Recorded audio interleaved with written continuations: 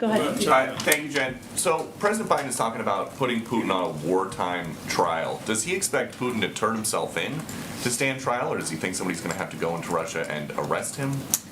Well, without getting into the mechanisms, which I know were the good questions everybody was asking our national security advisor, there is precedent in the past of how this process can work. We're not going to prejudge what the process would work or what steps would be taken through an international legal process. So that's not quite where we're at right now, Peter, and I can't give you a sense of the mechanisms of if convicted, what would happen. Okay. A question about college sports. In some places like the Ivy League now, there are biological males competing against women. Does the White House think that is fair?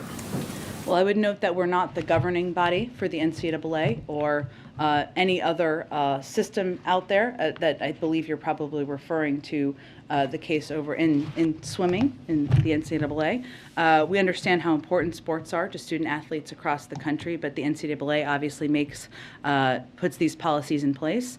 What I would say, Peter, if we look at this broadly, is that we celebrated International Transgender Day of Visibility last week with a slate of new actions to ensure we are continuing we continue to protect the dignity and identity of all Americans. And at a moment where we're looking at and we're seeing increased mental health issues related to young people, especially LGBTQ plus young people, we're providing additional funding and resources to address this issue. And we hope all leaders can focus on those important issues and the impact on many of these young people who are impacted across the country. And then what about this new law in Florida? At what age does the White House think that students should be taught about sexual orientation and gender identity?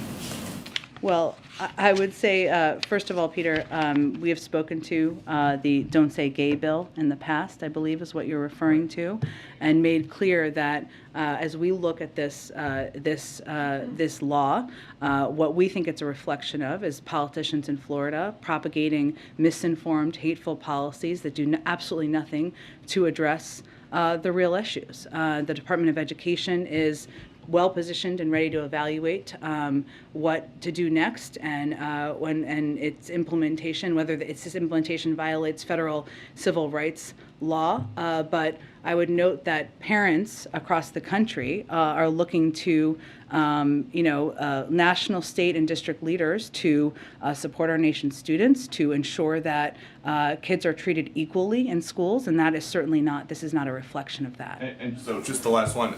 So if you guys oppose this law that bans classroom instruction about sexual orientation and gender identity in K through 3, does the White House support that kind of classroom instruction before kindergarten? Do you have examples of schools in Florida that are teaching kindergartners about sex education? I'm just asking for the president's opinion.